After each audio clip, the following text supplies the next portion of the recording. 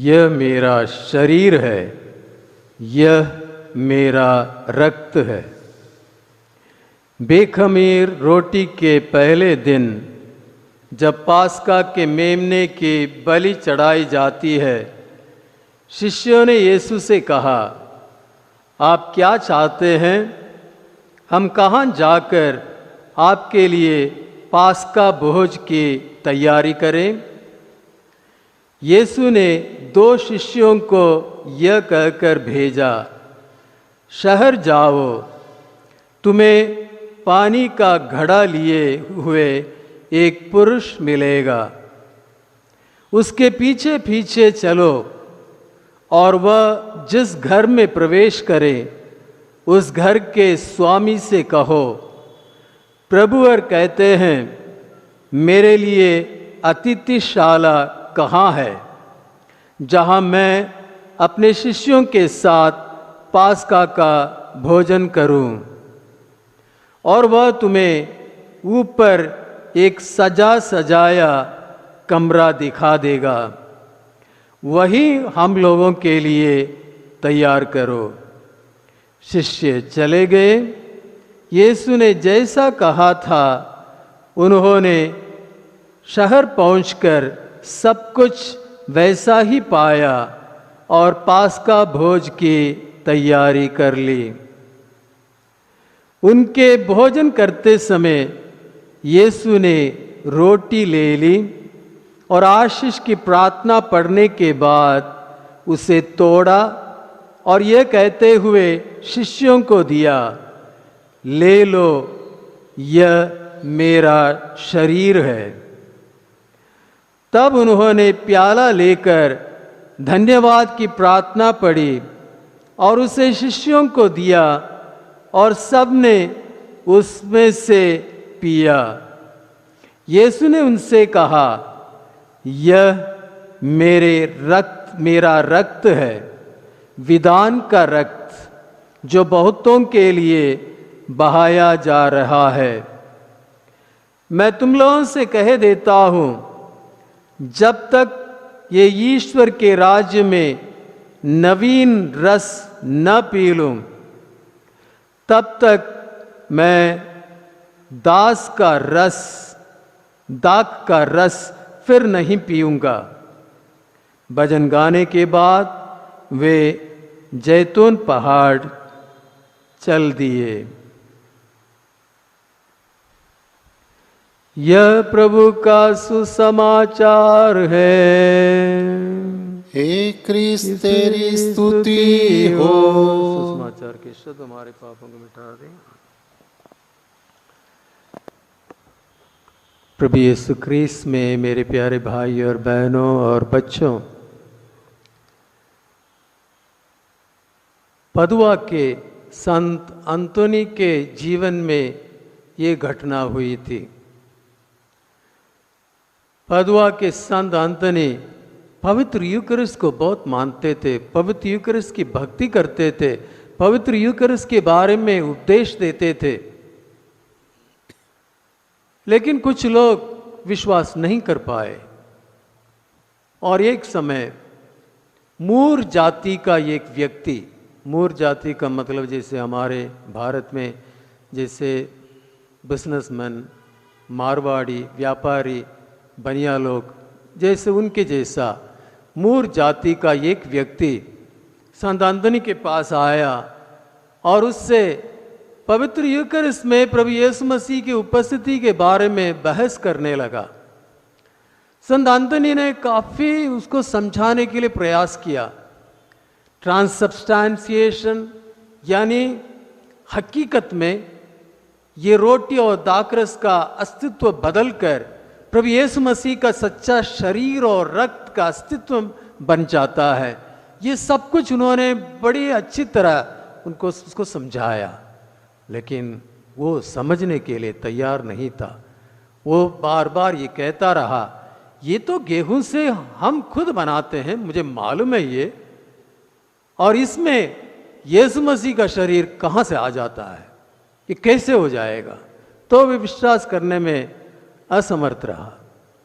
उसके बाद उसने संत अंतोनी के साथ दावा किया और संत अंतोनी से कहा आपको इसको साबित करना पड़ेगा। तो संत अंतोनी ने कहा ये मेरा विश्वास है, लेकिन जितना हो सके मैं साबित करने के लिए तैयार हूं।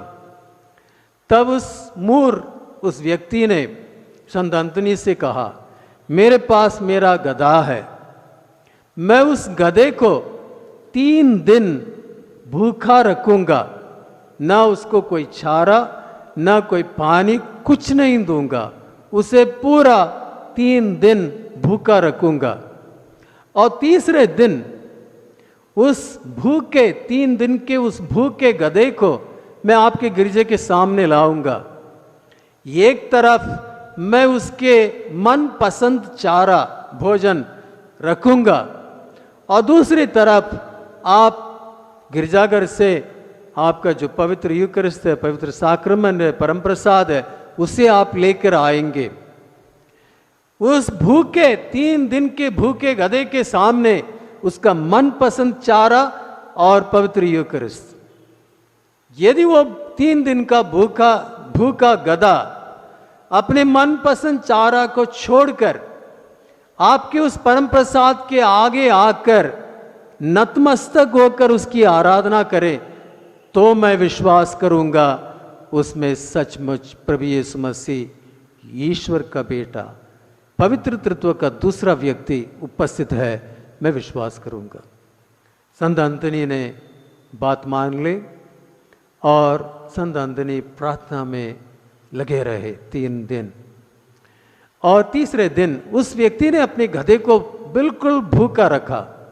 तीसरे दिन अपने गधे को ले आया गिरजाघर के सामने। काफी लोग उस जगह के, उस शहर के सभी लोग को मालूम हो गया, वो सब के सब वहां इकट्ठे हो गए।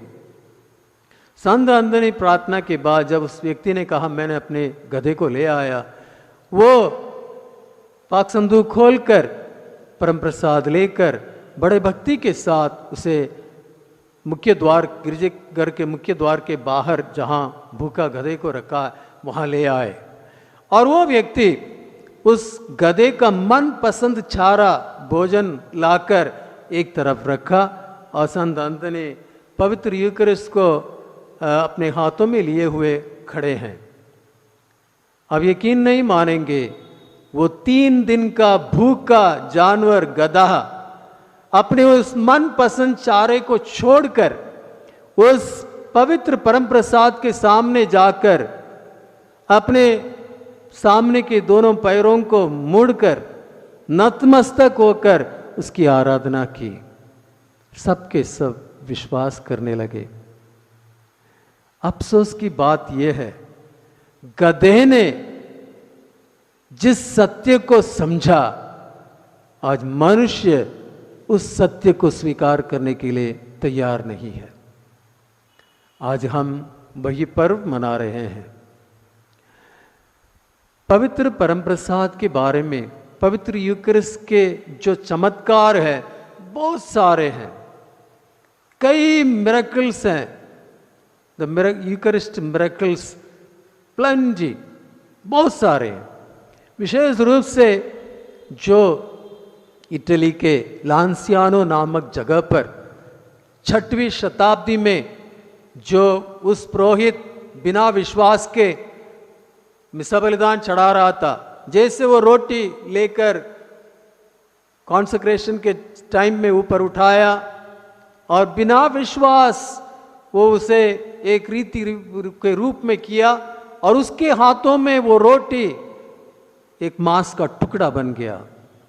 उसी रूप से जब प्याला लिया, वो दाकरस कोगुलेटेड ब्लड बन गया। ये दोनों, वो मांस का टुकड़ा और वो कोगुलेटेड ब्लड एक पवित्र संदूक में उस लांसियानो गिरजाघर के वो पाक संदूक के ऊपर बड़े सुंदर रूप से रखा हुआ है। आज भी वो वहाँ है। मैंने उसे देखा है, मैंने उस वेदी पर मिसा बलिदान चढ़ाया है। और फिर अभी 20वीं शताब्दी में बुएनोस आयरस, अर्जेंटीना के बुएनोस आयरस जगह पर एक कम्युनिटी हॉल में जब मिसा बलिदान चढ़ा रहे थे, वहाँ एक होस्ट कम्युनियन बांटते समय गिर गया। एक स्त्री ने उसे बताया, लोग उस पर चलते रहे, धूल से जम गया और पुरोहित ने मिसा के बाद उसे उठाकर एक कटोरी में उसे डालकर, पानी डालकर पाक संदूक में रख दिया। लोगों के जाने के बाद उसे साफ करके उसे खाने के लिए, लेकिन वो भूल गया, चला गया। दूसरे हफ्ते जब मिसा के लिए उस कम्युनिटी सेंटर में आए, पाक संदूक खोला और उन्होंने उसको वहाँ पाया। तब वो उसको लेकर उसे कंज्यूम करने के लिए कोशिश किया, तब उन्होंने उसे देखा, वो एक मांस का टुकड़ा बना गया और उसमें खून के निशान उसने देखा। और जब हमारे वर्तमान संत पापा फ्रांसिस उस समय वहाँ के महाधर्माध्यक्ष रहे और उन्होंने जांच के आदेश दिया और इसे अमेरिका भेजा गया। डॉक्टर सुबिक, उन्होंने उसकी जांच की, उसको ये बताया नहीं गया ये सैंपल कहाँ से लिया गया है। और फिर उन्होंने उस जांच के मुताबिक ये बताया ये मनुष्य के हृदय के मांस का टुकड़ा है और इसमें अब भी जीवन है। और फिर 6वीं शताब्दी में जो लांसियानो में जो हुआ था, उस मांस के टुकड़े से भी सैंपल लेकर अमेरिका ले आए और उसे भी उसने जांच किया और उसको मालूम पड़ा ये भी हृदय के, दिल के एक हिस्सा से टुकड़ा लिया हुआ है। और फिर दोनों को मैच करके देखा, जो लांसियानो इटली में, जो बुएनोस आयरेस अर्जेंटीना में, ये दोनों को मैच करके देखा, ये दोनों एक व्यक्ति का है। और उस व्यक्ति को मालूम नहीं था ये कहाँ से लिया गया है, उस वैज्ञानिक को, उस डॉक्टर को। और फिर जब उसे बताया गया ये इन दोनों से सैंपल लिया हुआ है। प्यारे भाइयों और बहनों, जब मिसा बलिदान के समय वो रोटी पुरोहित आपको देता है, ये क्रिस्त का शरीर, ये सचमुच शरीर है, एक होस्ट नहीं है। आज हमें इसे समझना है।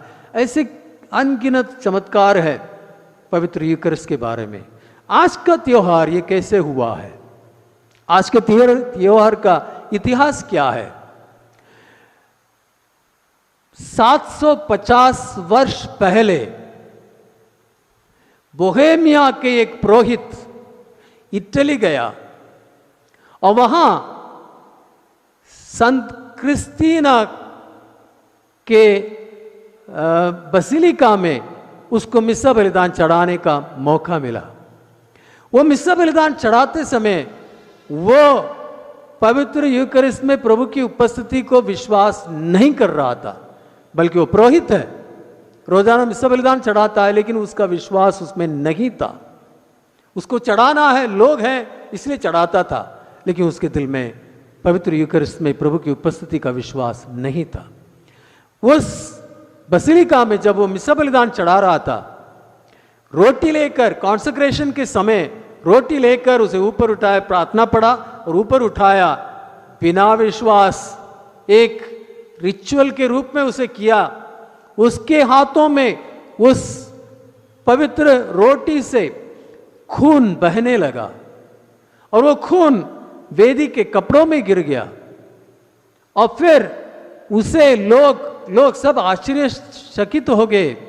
उन्होंने उस बात को ओर्बिएतो नामक जगह पर, जब संत पापा उर्बन चौथा थे, जाकर उनको बताया कि ऐसा हुआ है। फिर संत पापा उर्बन चौथे ने आदेश दिया कि ओर्बिएतो में एक ऐसा गिरजाघर बनाया जाए जहां ये पवित्र लहू गिरा हुआ कपड़ा सब रखेंगे और वहां उसके भक्ति करेंगे। और आज भी उस गिरजाघर में वो कपड़े रखे हुए हैं। और फिर पहले कुछ जगह पर यह त्योहार मनाया जाता था और उस घटना के बाद संत पापा उर्बन चौथे ने पूरे सर्वव्यापी कलीसिया को आदेश दिया कि पवित्र तृत्व के इतवार के बाद आने वाले इतवार को प्रभु यीशु मसीह का परम पावन शरीर और रक्त का पर्व मनाना है करके 1264 ईस्वी में उन्होंने घोषित किया और उस समय से ये त्योहार मनाते आ रहे हैं। प्यारे भाई और बहनों, ये एक महान वरदान है हमारे लिए। हम इसके महत्व को समझ नहीं पाएंगे। संत यूहन्ना मरिया वियानी कहते हैं, यदि कोई इस दुनिया में इसके पूरे महत्व को समझ पाएगा वो जिंदा नहीं रह पाएगा। ऐसा एक महान रहस्य है ये पवित्र यूकरिस्ट और उसमें प्रभु की उपस्थिति। आज के पाठों में हमने देखा, पहला पाठ निर्गमन ग्रंथ से लिया हुआ है और उसमें पुराने व्यवस्थान में ईश्वर चुनी हुई प्रजा इस्राएल जाति के साथ अपने विधान स्थापित करता है। और वह विधान क्या है? मैं तुम्हारा ईश्वर हूं, तुम मेरी प्रजा है। और इस विधान, इस संबंध, इस कॉवेनेंट रिलेशनशिप को बनाए रखने के लिए कुछ नियम दे रहे हैं। तो मूसा लोगों को इकट्ठा करता है और फिर नवयुवकों से बोलता है बलि वस्तु तैयार करने के लिए, बछड़ों को मारने के लिए, और बछड़े मारे जाते हैं और फिर उनके रक्त पात्र में लेता है। आधा रक्त वेदी पर छिड़काता है। वेदी प्रभु की उपस्थिति, ईश्वर की उपस्थिति का है, और वेदी पर आधा रक्त छिड़काता है। और उसके बाद ईश्वर की ओर से मिला हुआ वो आदेश लोगों को पढ़कर सुनाता है और लोग उसे सुनने के बाद कहते हैं, जो कुछ प्रभु हमसे कहते हैं हम उसको मानेंगे, उसका पालन करेंगे। और ये प्रतिज्ञा करने के बाद आधा जो रक्त है उस पात्र में, उसे लेकर लोगों के ऊपर छिड़काता है। तो वही एक रक्त वेदी और लोगों को एक विधान में एकत्र कर देता है। ये दोनों एक हो जाते हैं।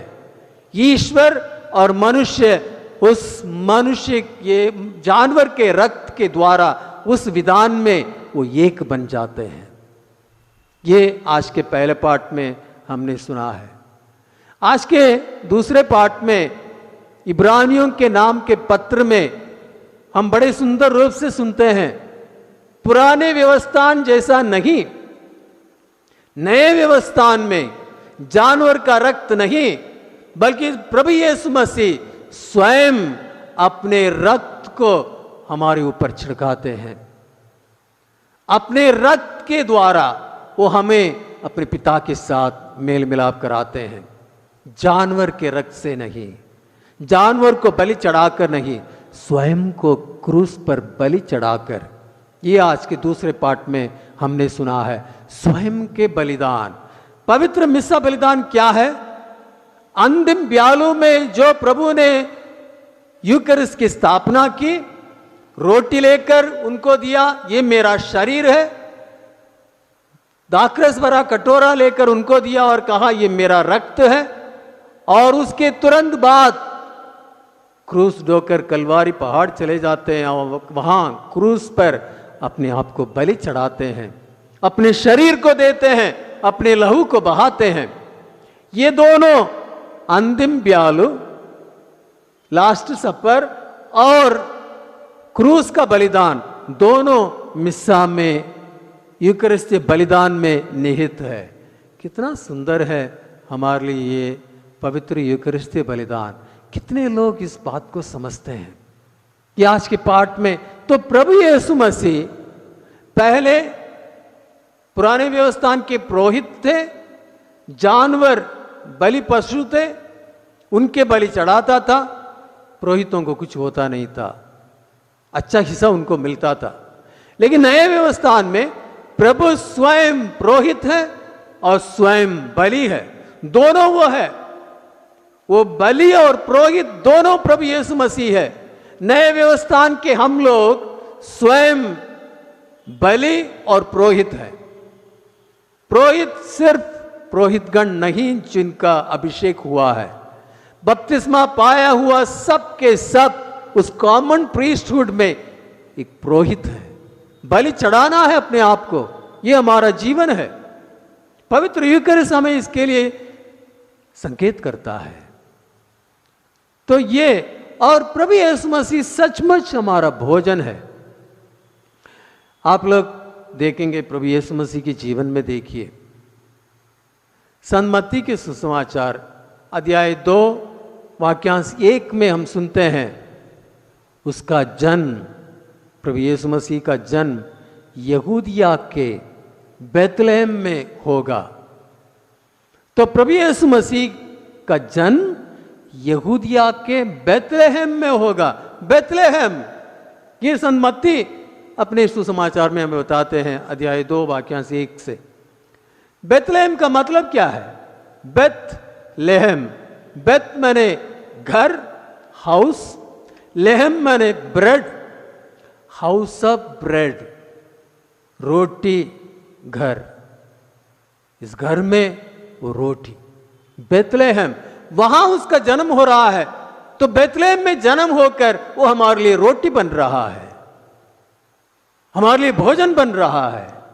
बैतलेहम, हाउस ऑफ ब्रेड, ये पहला। और उसके बाद संत लूकास रचित सुसमाचार में जाएंगे। संत लूकास रचित सुसमाचार अध्याय 2 वाक्यांश 7 और 12, वहां हम क्या सुनते हैं? 7 में वो अपने पहले को, अपने पुत्र को जन्म देगी, उसे कपड़ों से लपेटा और चरनी में लिटाया हुआ पाओ। अपने पहलौटे को जन्म देकर कपड़ों से लपेटकर चरनी में लिटाया। और फिर वाक्यांश 12 में स्वर्गदूत गडेरियों को बताएंगे, आप बैतलहम जाओगे, वहां उस बालक को कपड़ों से लपेटा चरनी में लिटा हुआ पाओगे। चरनी में लिटाया है। चरनी क्या है? भोजन स्थल। जानवरों के लिए चरनी भोजन रखने का जगह है। भूसा, घास सब चरनी में रखते हैं, जानवर वहां से खाते हैं। ये जानवरों का भोजन का स्थल है। और वहां अब प्रभु यीशु मसीह को लिटाया जा रहा है, चरनी में लिटाया हमारे लिए भोजन के रूप में। वो भी हमें प्रभु यीशु मसीह हमारा भोजन है, इसको संकेत करता है। आगे हम देखते हैं संत योहन के सुसमाचार अध्याय 2 में काना के उस विवाह, यीशु मसीह अपना पहला चमत्कार मुर्दों को जिलाने नहीं किया या रोगियों को चंगाई दिया, नहीं, लंगड़ों को पाव दिया, ये नहीं किया, लेकिन उसका जीवन का पहला चमत्कार पानी को अंगूरी में बदलकर लोगों को खिलाना, लोगों को परोसना। तो भोजन वहां। उसके बाद संत योहन के सुसमाचार अध्याय 6 में हम रोटियों, जौ की 5 रोटियां और 2 मछलियों को रोटियों के चमत्कार के द्वारा इतने लोगों को खिलाते हैं, भोजन। और उसके बाद उसी अध्याय में, वो पूरा अध्याय 6 संत योहन के सुसमाचार, वो पूरे अध्याय में यूकरिस्ट के बारे में प्रभु समझाते हैं। स्वर्ग से उतरी हुई जीवंत रोटी मैं हूं, जो मेरा मांस खाता है, मेरा रक्त पीता है, वो उसको कभी भूख नहीं लगेगी, कभी प्यास नहीं लगेगी, उसकी पाप क्षमा होगी, उसके साथ मैं रहूंगा, हम दोनों एक बनेंगे और वो मेरे साथ पुनरुत्थान के सहभागी बनेगा। ये संत थॉमस एक्वाइनस, प्रभु यीशु मसीह क्यों यूकरिस्ट की स्थापना की, हमें क्यों यूकरिस्ट चढ़ाना है, इसको बड़े सुंदर रूप से वो 5 कारणों में बताते हैं। सबसे पहले वो हमारे लिए भोजन है। हम भूखे हैं। भूख कई प्रकार के होते हैं, न सिर्फ भोजन की भूख, बल्कि नाम की भूख, प्यार की भूख, अन्य अलग अलग प्रकार। वो भूख को मिटाता है, प्यास को बुझाता है, उसका मांस और रक्त। ये पहला है। दूसरा, हम सब पापी हैं, कमजोर हैं, और इसलिए वो अपने आप को बलि चढ़ाता है। उसका शरीर को चढ़ाना, लहू को बहाना, चढ़ाना बहाना बलि का प्रतीक है। और वो हमारे लिए पापों का बलि है, क्योंकि हम कमजोर हैं, पापी हैं, पाप में गिरते रहते हैं, हमें पाप क्षमा की आवश्यकता है।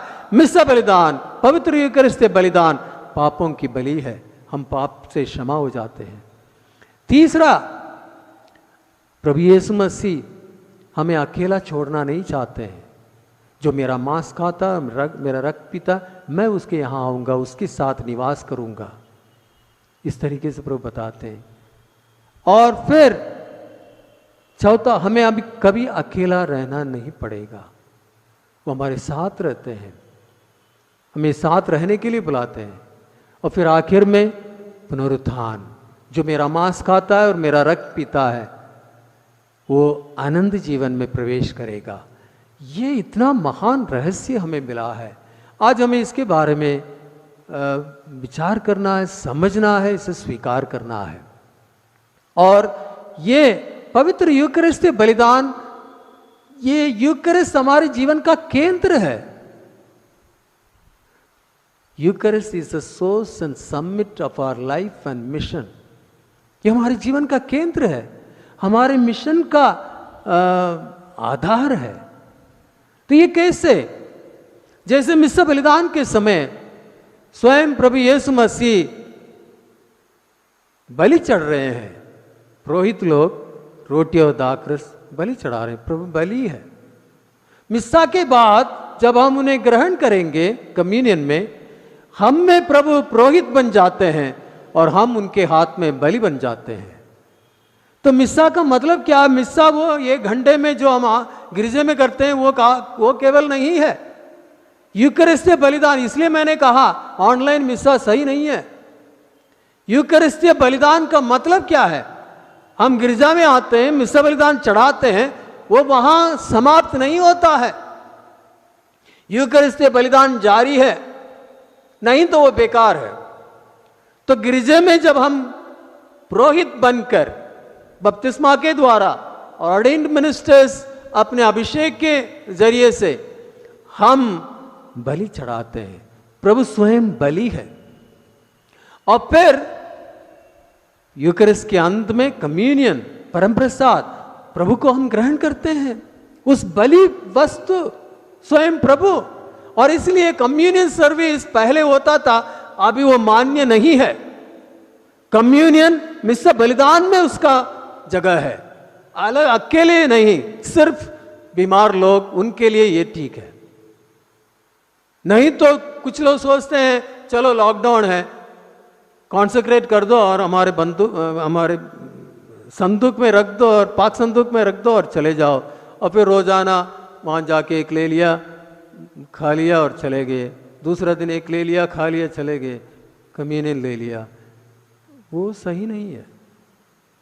मिस्सा का अर्थ ये है, हम ये मिस्सा बलिदान चढ़ाते हैं, हम पुरोहित हैं, पुरोहित बनकर प्रभु के शरीर और रक्त को चढ़ाते हैं और फिर उसे हम ग्रहण करते हैं।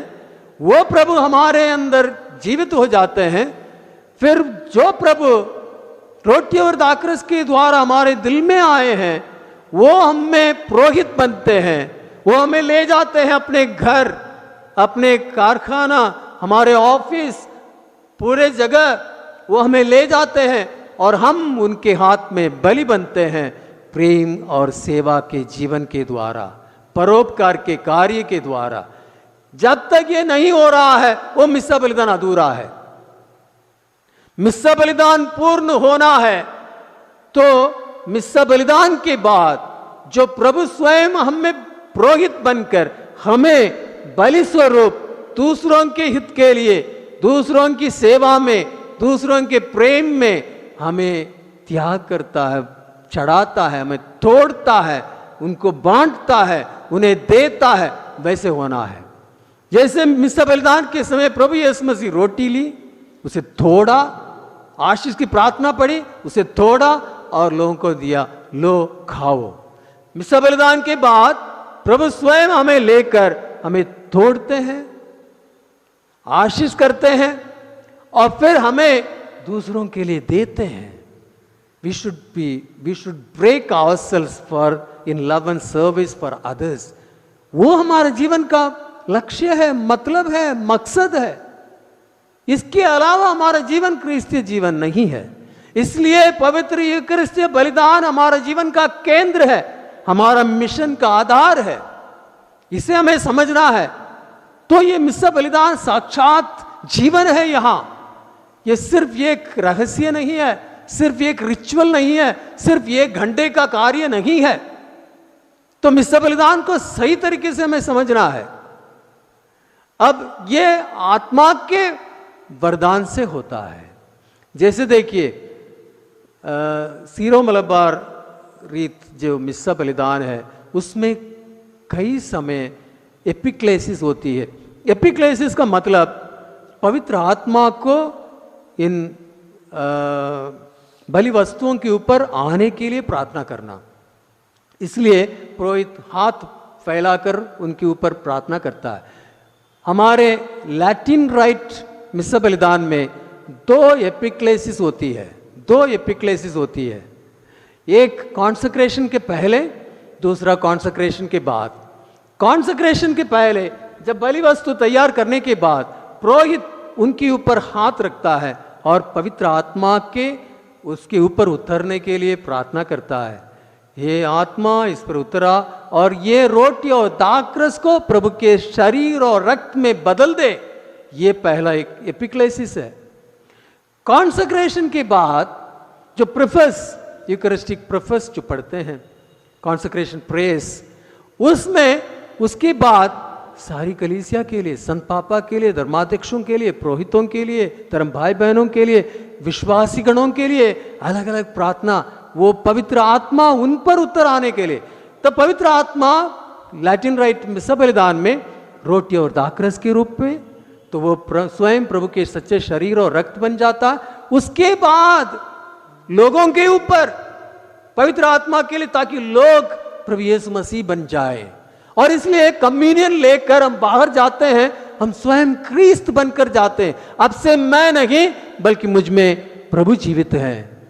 ये हकीकत में हो जाता है। मिस्सा बलिदान में हम रूपांतरित हो जाते हैं। ये होना है। कई लोग बोलते हैं मिस्सा बलिदान में मजा नहीं आता। ये मजा करने के लिए मत आना, मजा करने के लिए मत आना। कई लोग सोचते हैं मिस्सा बलिदान में अच्छा सा ऑर्केस्ट्रा जैसा गाना बहाना ये सब होना चाहिए। नहीं, ये गलत है।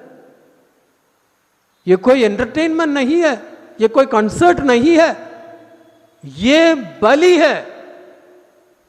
यीशु मसीह का बलिदान और हमारा बलिदान है। गाना गाना और ये सब हमें भक्ति में बढ़ने के लिए है, मजा लेने के लिए नहीं है। अच्छा, उस गिरजाघर में अच्छा क्वायर है, मैं मिस्सा के लिए वहां जाऊंगा, गलत है। आप प्रभु को लेने के लिए नहीं जा रहे हैं, कंसर्ट के लिए, ऑर्केस्ट्रा देखने के लिए जा रहे हैं। और आजकल फैशन बन गया है कई गिरजाघरों में, खासकर साउथ इंडिया में मैंने देखा, कौन गाना गाता है? एक व्यक्ति या एक लड़की। वो किराए पे ले जाते हैं, वो किराए पे उनको पैसा देना पड़ता है, वो आके पूरा गा के चले जाते हैं। बाकी लोग चुप बैठते रहते हैं, सोते रहते हैं, उनको कुछ होता नहीं है। ये भी गलत है। जो लोग उपस्थित हैं सबके सब एक साथ उसमें भाग लेना, एक साथ चढ़ाना है। आप मिस्सा देखने के लिए नहीं आते हैं, सुनने के लिए नहीं आते हैं, चढ़ाने के लिए आते हैं। पुरोहित नेतृत्व करता है। हर एक को यह अनुभव होना चाहिए, मैं मिस्सा बलिदान चढ़ाने जा रहा हूं। यह अनुभव हमारे अंदर होना है। और रोटी, ये भी एक सुंदर सा ये है। रोटी लाते हैं, दाखरस लाते हैं, ये क्या है? इसमें हम हैं। ये रोटी और दाखरस मनुष्य के परिश्रम का फल है। इसमें मनुष्य का परिश्रम है, ये मनुष्य का है। हम उस रोटी और दाखरस में हैं। इसलिए कई गिरजाघरों में मिसा के पहले वहाँ होस्ती रख जाएगी और पाक संदूक, पाक पात्र, लोग हर एक को अपनी होस्ट लेकर उसमें डालना। इसमें एक बहुत अच्छा अर्थ है, ये मेरा, मैं अपने आप को डाल रहा हूँ। और फिर उसे लेकर वेदी पर चढ़ाया जाता है। और वो मैं उस होस्ती में, उस दाखरस में मैं हूं, और कॉन्सेक्रेशन प्रेयर के द्वारा मैं प्रभु में बदल जाता हूं। और फिर उसे ग्रहण करके प्रभु मैं बन जाता हूं कम्युनियन में। यह मिस्सा बलिदान का अर्थ है। और फिर रोटी तोड़ना, breaking the bread, very important. आप इम्माउस के उन शिष्यों को देखिए। ये मैं इसलिए कह रहा हूं क्योंकि अन्य कलीसिया के डिनोमिनेशन के भाई बहन लोग क्या कहते हैं, सोला स्क्रिप्तुरा, यानी सिर्फ बाइबल, सिर्फ ईश वचन काफी है। Sola scriptura, only scripture. We don't want the tradition of the church, the teaching of the church, the magisterium, वो नहीं चाहिए, सिर्फ बाइबल। और बाइबल लेके सब जगह घूमते रहते हैं। बाइबल से आप पूरा यीशु मसीह का अनुभव नहीं कर पाएंगे। इम्माउस के शिष्यों के दृष्टांत को अच्छी तरह पढ़िए। वो बाइबल लेके घूमते हैं, बाइबल के अनुसार उनको आचरण भी करना चाहिए।